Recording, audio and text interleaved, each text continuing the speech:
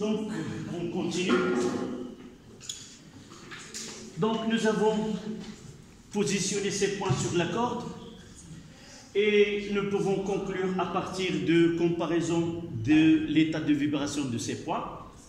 Nous avons dit que M1, M2, M3 d'un côté, N1, N2, N3 d'un autre côté, et aussi O1, O2, O3 sont des points qui possèdent le même état de vibration.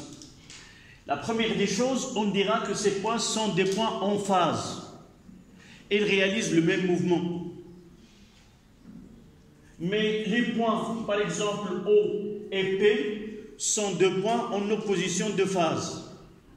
Lorsque l'une, là, ils ont 0 comme élongation, lorsqu'il aura plus A, l'autre moins A, mais mouvement, on l'appelle mouvement de vibration en opposition de phase. Donc on va ajouter ici les points MI, MJ ou PI, PJ, MI, MJ, c'est-à-dire M1, M2, M1, M3 et ainsi de suite, et PI, PJ ou OI, OJ, des points sont en phase ou vibrent en phase, sont en phase. Ou nous pouvons dire même état de vibration. Par contre, les points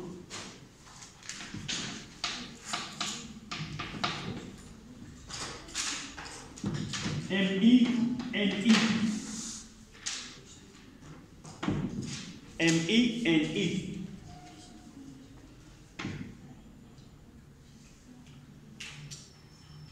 OI, PI sont des points en opposition de phase. Sont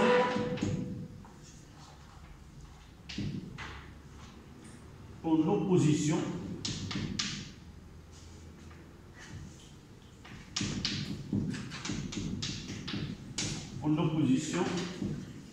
de phase. Voilà.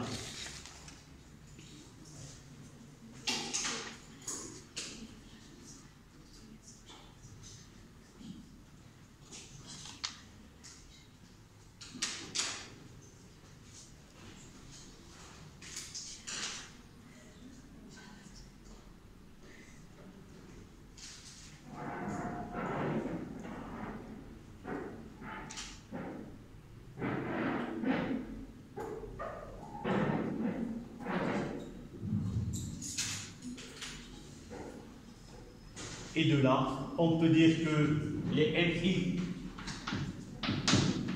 le MI, MG est égal à K fois lambda. Et aussi, les PI, PJ est égal aussi à K fois lambda. Ou même les OI, OJ est égal à K fois lambda. Donc ces points qui vibrent en phase, la distance qui les sépare, c'est un multiple d'une distance appelée longueur d'onde, et la note lambda, et on l'exprime en mètres dans le système international.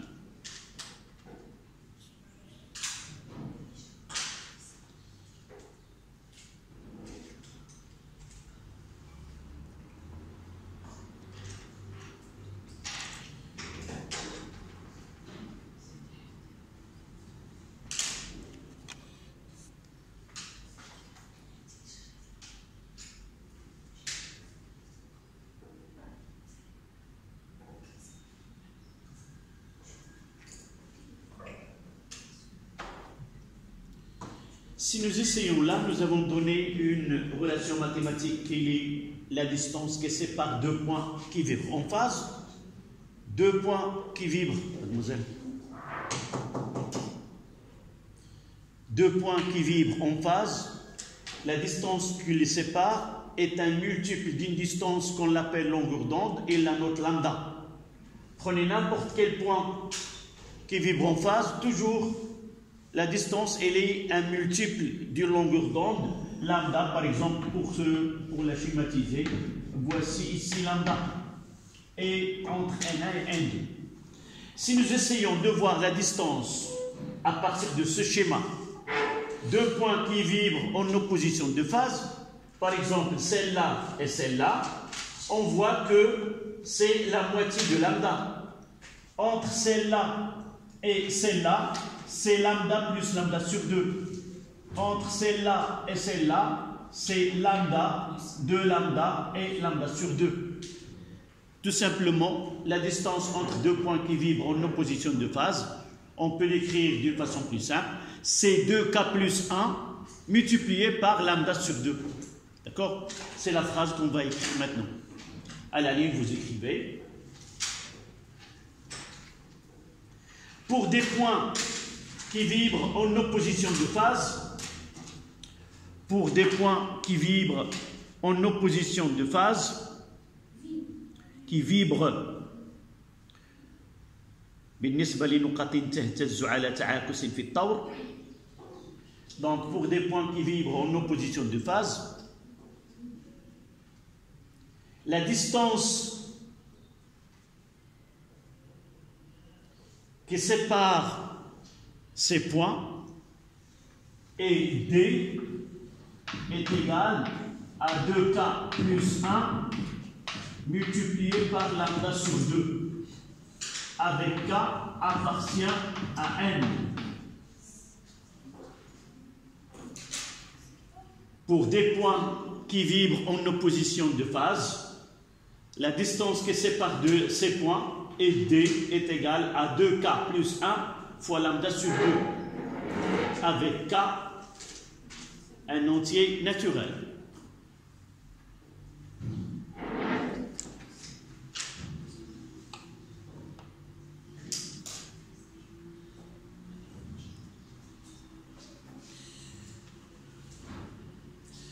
Donc on passe à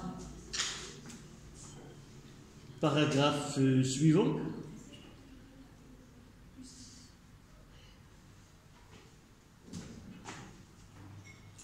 C'est de 4, la périodicité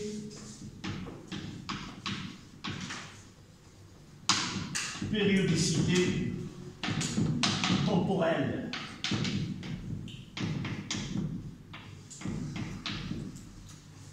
Périodicité temporelle.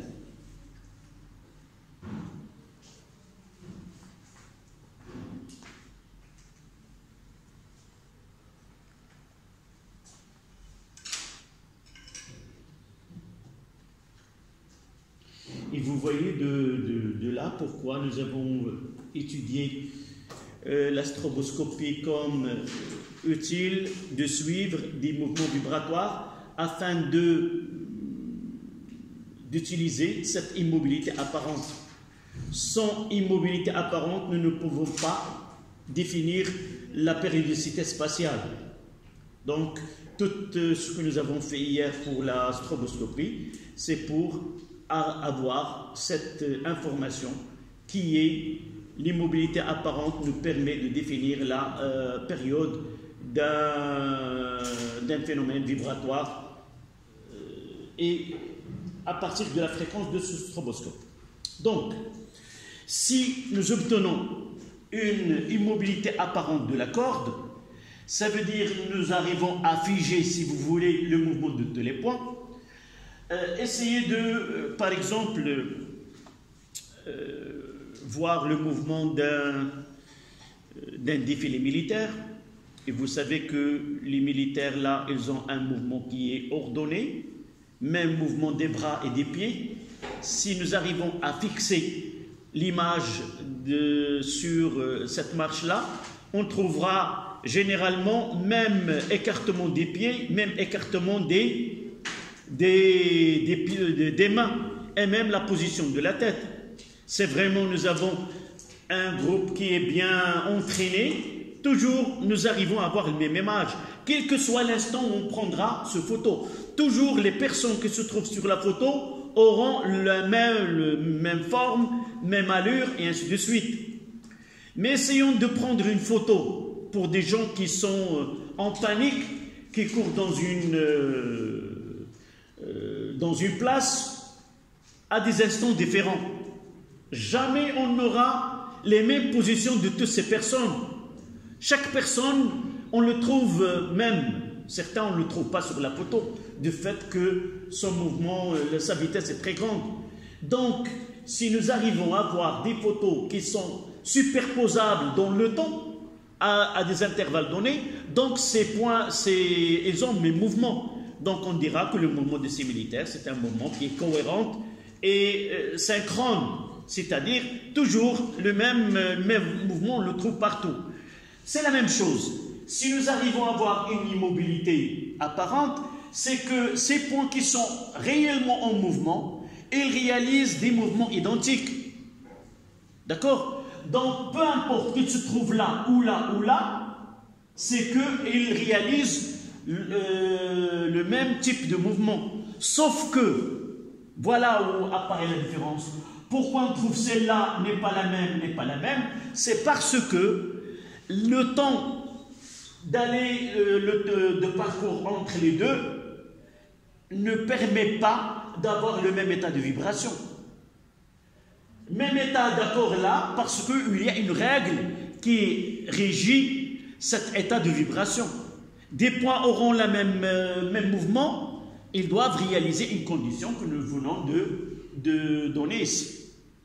L'essentiel, mouvement apparent, tous les points apparaissent immobiles, ça veut dire que le mouvement de vibration de ces points, c'est un mouvement qui est périodique, et la période de ce mouvement, elle est la même pour tous les points. Il reste à voir. Ils ont des états de vibration différents. Le problème, ce n'est pas dans le mouvement individuel, mais dans la position des points. Chaque point, il est atteint par l'onde à des intervalles, à un retard qui est différent. Puis, plus ce retard différent, plus l'état de vibration est différent. Sauf que, on trouvera des points qui ont des retards différents, mais lorsque le retard de temps est un multiple, est un multiple de t, de la période, on aura le même état de vibration. C'est là où on va voir ce qu'on appelle la double périodicité. Il y a la périodicité dans l'espace, distance multiple de lambda, même état de vibration. Dans le temps, si le décalage, si vous voulez, temporel entre deux points est aussi un multiple de la période t, on aura le même état de vibration. Si le décalage temporel entre deux points est la moitié de t, ou 2k plus 1 fois t sur 2, on aura un état de opposition de phase entre les deux. Le temps, on peut le prendre comme moyen de comparaison de deux manières.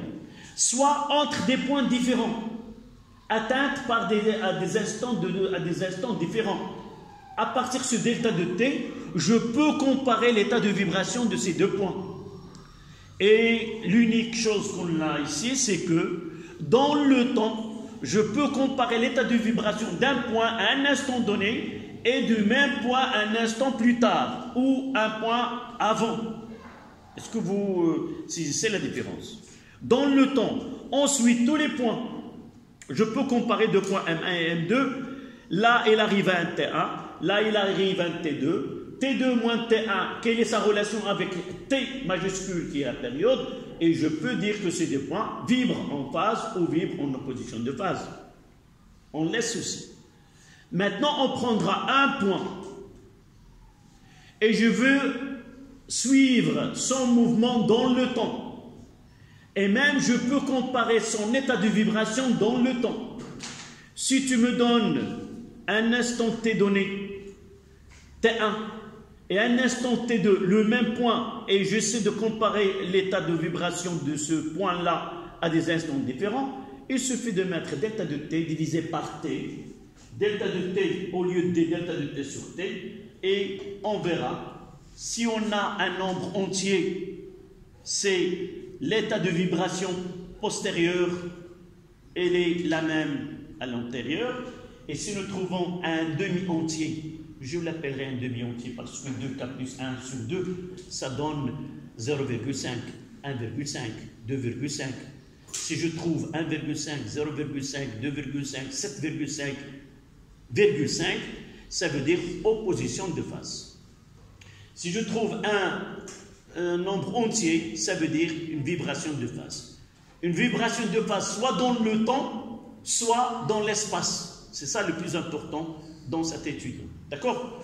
Donc on passe à 2-3 périodicités temporelles et volonté. À partir de l'immobilité apparente, à partir de l'immobilité apparente de la corde,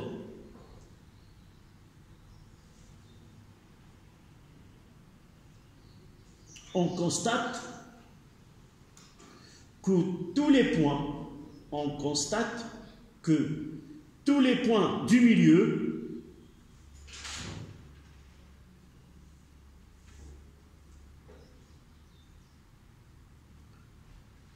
de propagation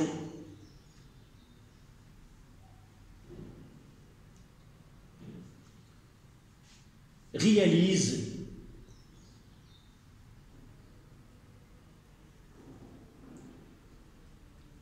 un mouvement de vibration identique à celle de la source. Réalise un mouvement de vibration identique à celle de la source, qui s'effectue, réalise le même mouvement de vibration, réalise un mouvement de vibration identique à celle de la source, virgule, qui s'effectue avec la même période T.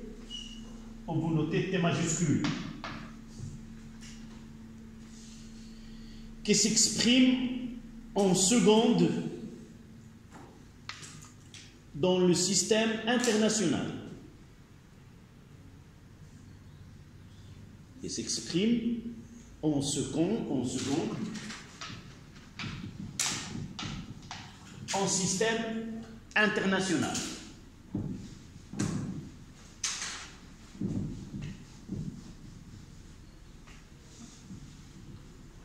Donc à la ligne,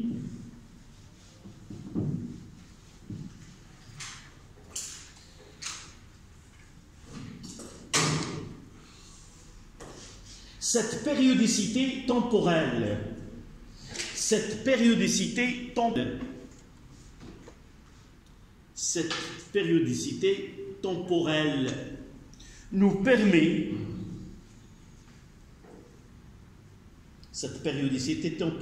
nous permet de,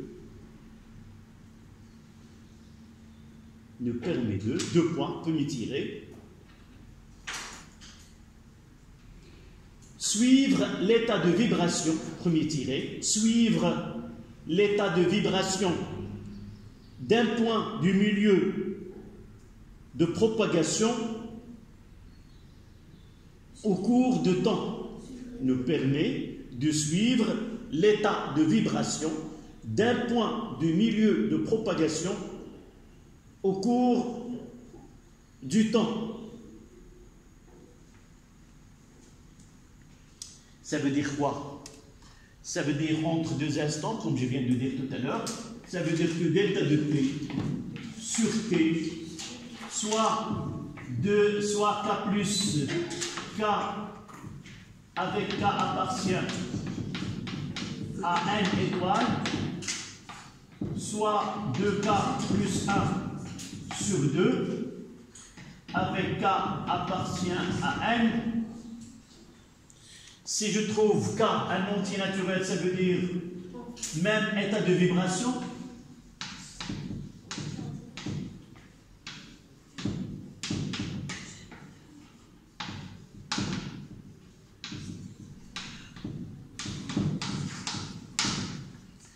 Même état de vibration avec elle-même.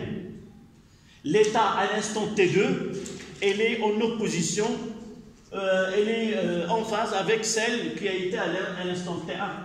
Et là, en opposition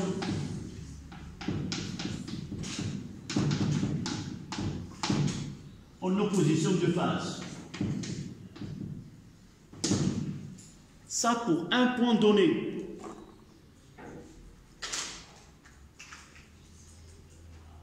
Le même point à des instants différents.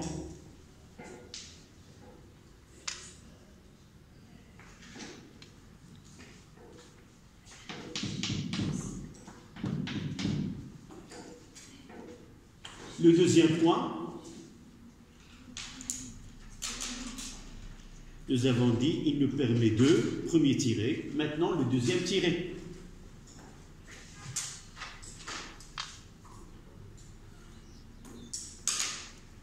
Comparer l'état de vibration. Comparer, deuxième point, comparer l'état de vibration de deux points du milieu de propagation.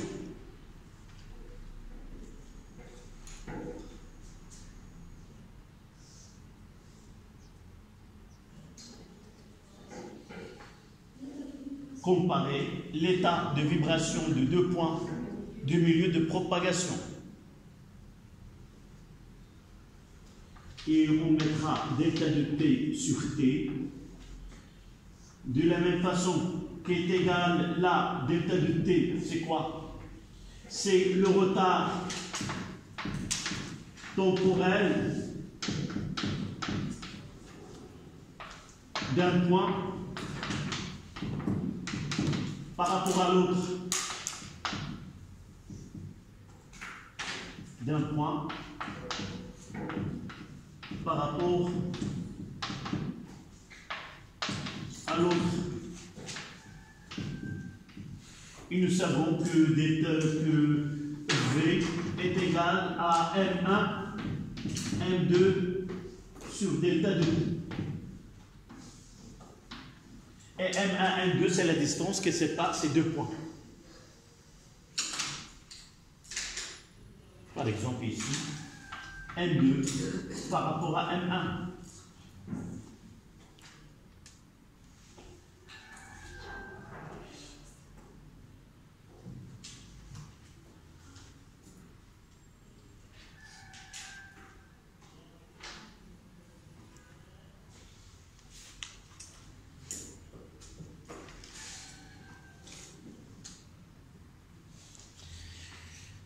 Dernier point de paragraphe 2, c'est de 5, la double périodicité.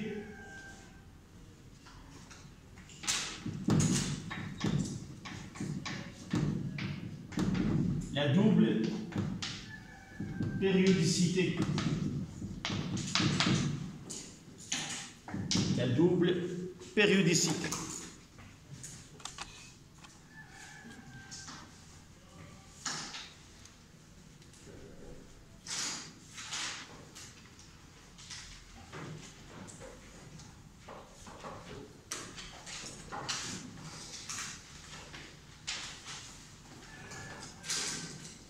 Généralement, notre programme, il nous permet d'étudier uniquement les ondes mécaniques progressives périodiques qu'on appelle des ondes sinusoïdales. Tout à l'heure, lorsque j'ai parlé de l'onde dans ce diapason, là, en réalité, c'est cet électroaimant-là, il est relié à un générateur de tension de 50 Hz, et par la suite, la fréquence de de courant électrique alternatif, c'est 50 Hz. Ça veut dire que la fréquence de vibration de la lame est de 50 Hz et la variation de ce courant, c'est un courant qui est sinusoïdal et par la suite l'onde qui va être générée dans la corde est une onde mécanique progressive sinusoïdale. N'oubliez pas que nous avons mentionné dans l'interprétation que le fil a une forme sinusoïdale. Ça veut dire que l'onde générée dans la corde, c'est une onde qui est sinusoïdale. La façon, le déplacement des points, si nous essayons d'exprimer l'expression mathématique de l'élongation x, elle aura une forme sinusoïdale. D'accord? Donc pour cela, la plupart, on ne va pas parler des ondes périodiques autres que sinusoïdales. Lorsqu'on fait le schéma c'est toujours, on a une onde qui est sinusoïdale. Qu'elle soit dans une corde et même qu'elle soit à la surface de l'eau. Les autres formes périodiques ne sont pas étudiées dans notre programme. Donc, nous avons dit que ce phénomène est suivi par deux manières, dans le temps et dans l'espace.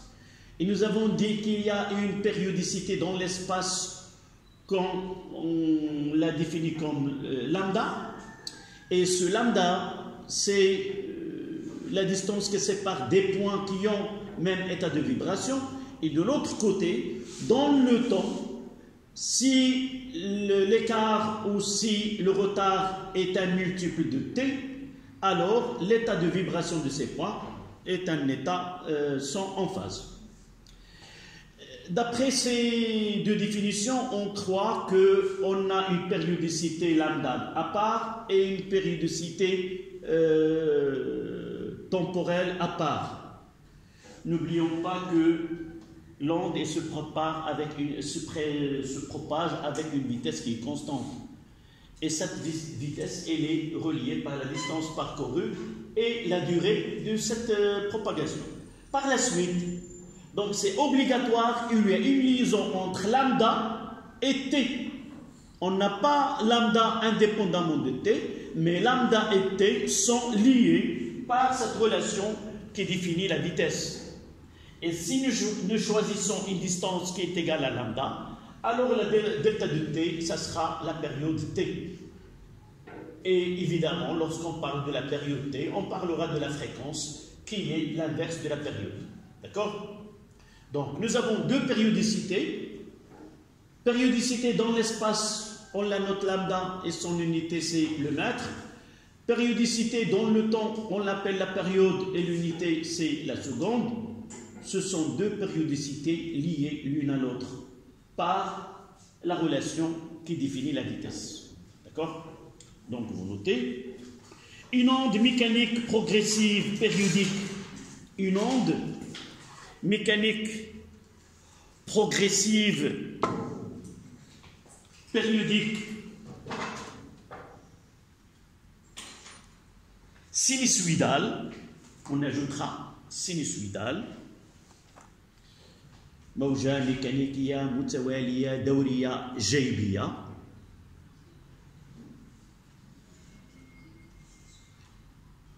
Une onde mécanique progressive périodique sinusoïdale est suivie par une double périodicité. Est suivie par une double périodicité. Spatiale lambda,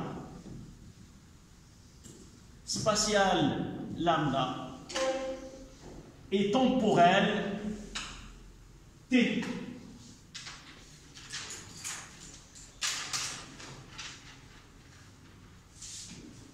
Virgule. Les deux grandeurs sont liées.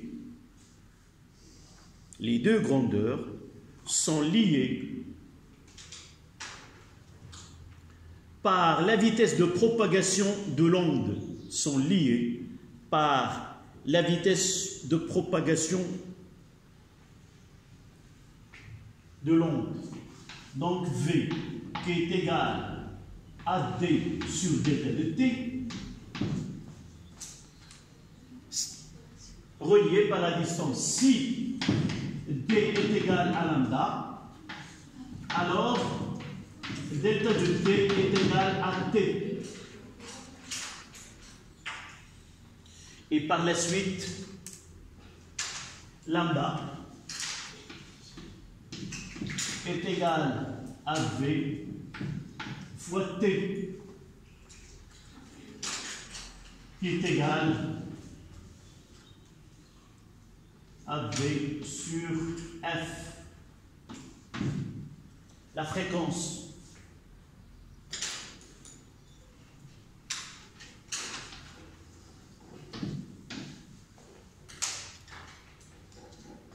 La longueur d'onde lambda c'est en mètres. La vitesse c'est en mètres seconde moins 1. La fréquence c'est en hertz.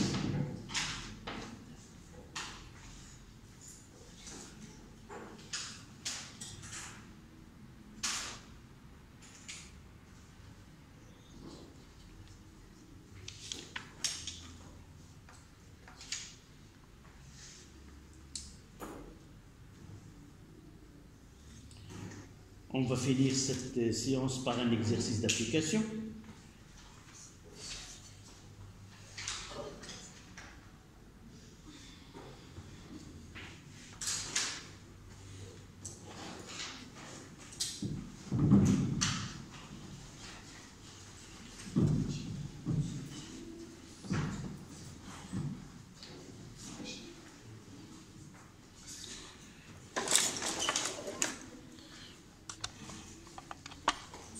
Oui?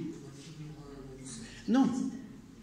Là, on s'arrête uniquement à la propagation d'une onde dans un milieu unidimensionnel, une corde. On verra par la suite, la séance prochaine, Inch'Allah, à la surface de l'eau, dans un milieu bidimensionnel, et par la suite pour les ondes sonores qui s'effectuent dans l'espace. D'accord? Pour un peu calmer. Et nous essayons de comprendre ce qui se passe au niveau d'une corde. Et par la suite, on traitera celle à la surface de l'eau. D'accord? Donc, pour bien fixer les idées, et on gardera notre attention sur la corde. Et par la suite, on frontera à la surface de l'eau. Donc, voici, vous prenez l'énoncé en même temps que moi. Oui. Oui.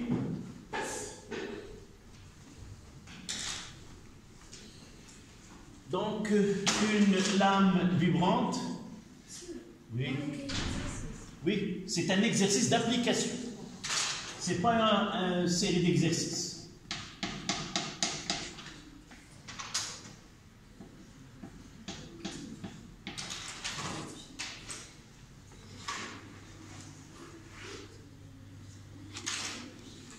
Donc la F est égale à 100 Hertz.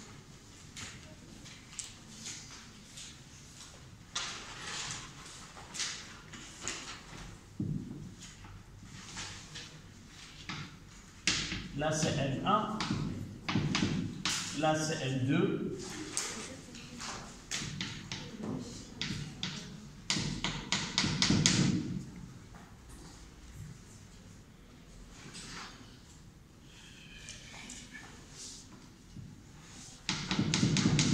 Un peu de coton là. Pour ne pas avoir un phénomène de réflexion. Donc longueur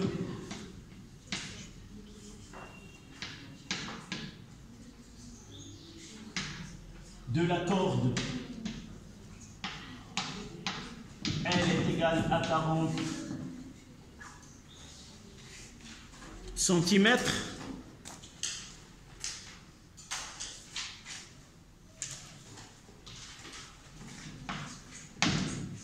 la masse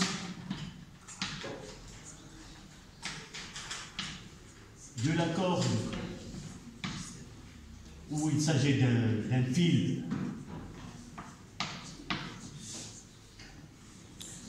Là, c'est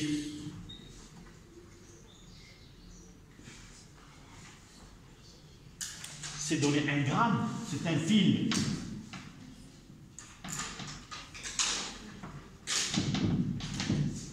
D'après les données de cet exercice.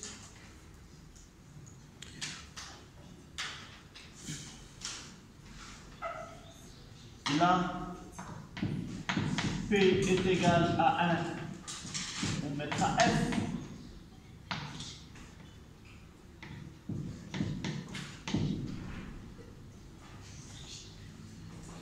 Ce F n'est autre que ce P qui est une masse accrochée à l'extrémité du fil.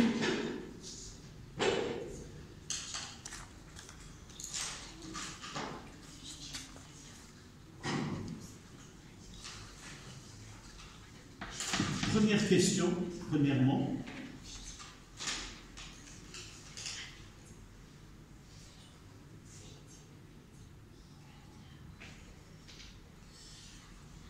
Déterminer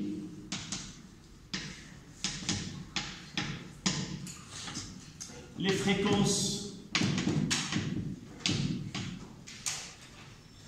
possibles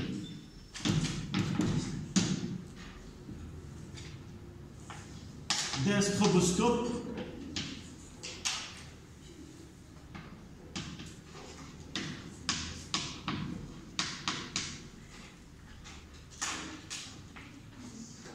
dans l'intervalle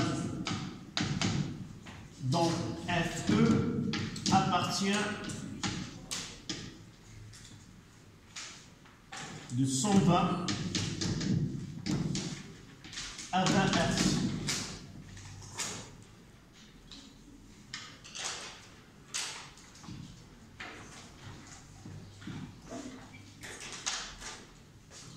Donc, déterminer les fréquences possibles d'un stroboscope dont FE appartient,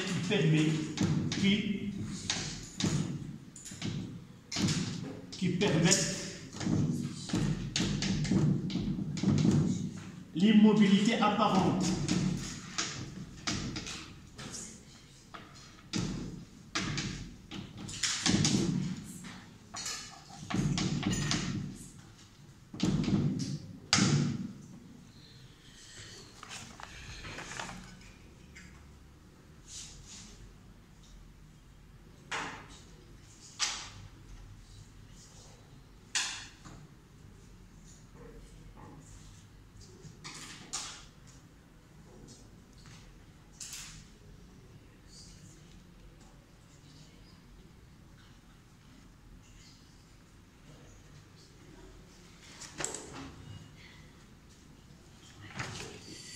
Deuxième question, avec une fréquence FE 25 Hz, on obtient un schéma. On a calculé la vitesse de propagation, déterminer la longueur d'onde de lambda. Oui.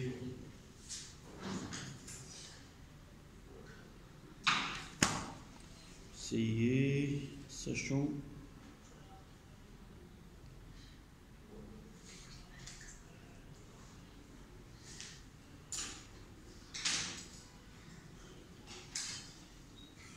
Donc, deuxièmement, je vais les mettre ici.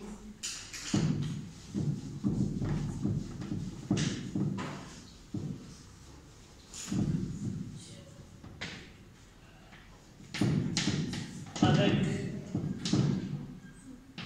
FE est égal à 25 Hz, on obtient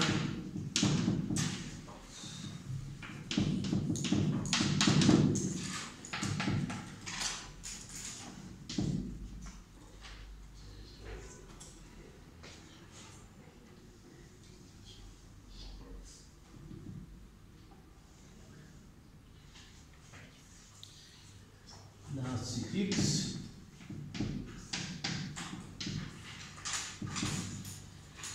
Là, c'est 2 cm.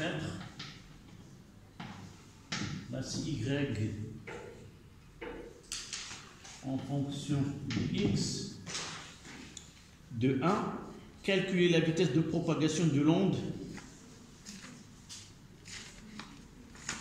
à partir des données de 1. Calculer V à partir des données de l'exercice.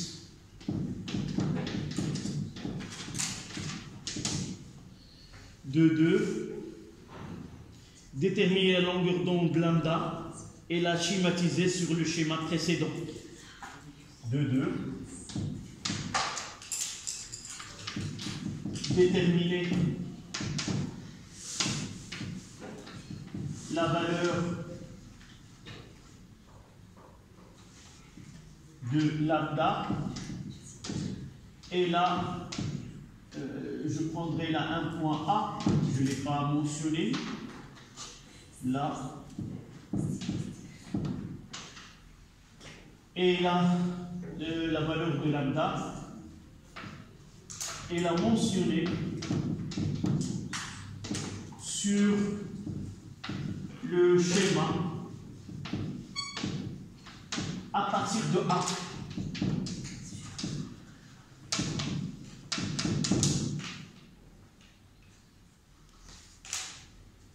Voilà. Troisième question.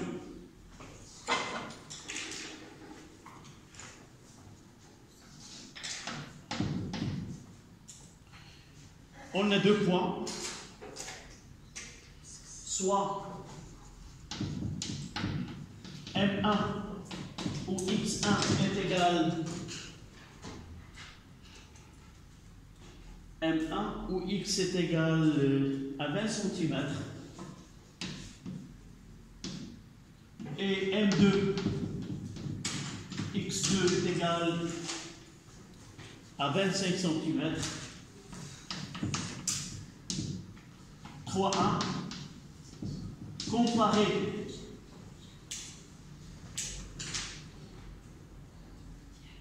les états de vibration, comparer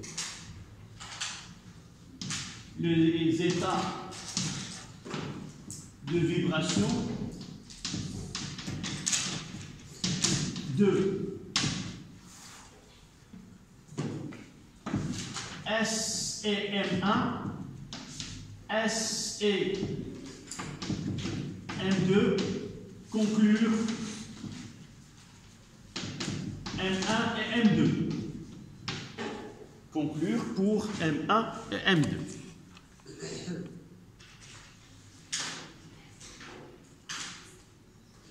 Voilà l'exercice d'application.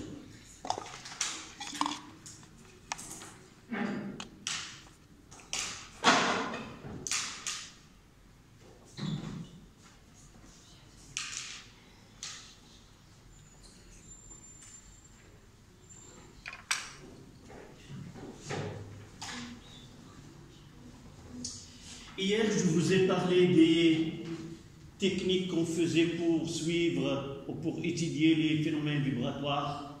Je vous ai parlé de comment on enregistre les tremblements de terre. Voici un prototype qui permet d'enregistrer sur ce cylindre. Il y a un papier et là, on peut, là, la vibration se produit de ce côté-là. Et d'en bas, toute vibration, évidemment, lorsqu'il y a vibration, vous voyez que posé sur le sol reproduit cette onde mécanique de tremblement de terre. Et là, nous pouvons l'avoir ici. D'accord? Là, c'est un moyen d'enregistrer. Et aussi, voici un autre dispositif pour enregistrer le mouvement. On fait animer ce disque-là ce cylindre d'un mouvement de rotation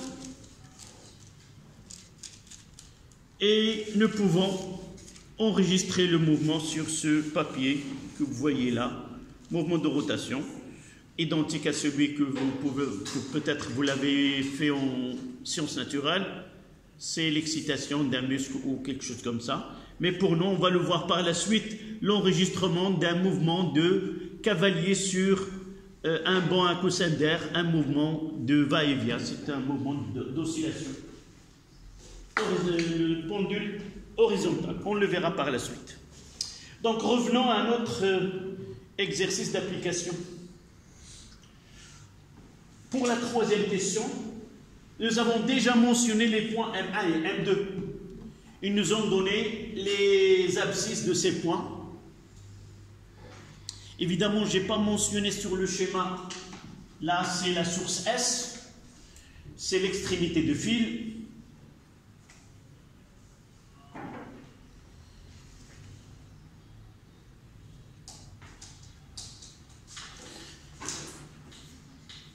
Donc la première question, déterminer les fréquences possibles d'un stroboscope dans sa fréquence FE et là la gamme celui-là entre quelques hertz jusqu'à 80. C'est pas un cadran de choix. Il n'y a pas une grande possibilité et c'est par la suite, il ne sera pas efficace pour certaines fréquences. Donc revenons ici. Quelle est cette relation qu'on va appliquer? Nous l'avons déjà dit. Oui, on va écrire que F est égal à FE sur K et on va faire 120 divisé par 1, par 2, par et ainsi de suite, d'accord? On le fera, Inch'Allah, la séance prochaine. On va finir cette leçon-là pour passer aux chimies. Il ne reste pas grand-chose pour cette leçon. Donc 2 heures, on va faire la deuxième partie, celle à la surface de l'eau, un exercice et on passe à la chimie, d'accord? Voilà, merci.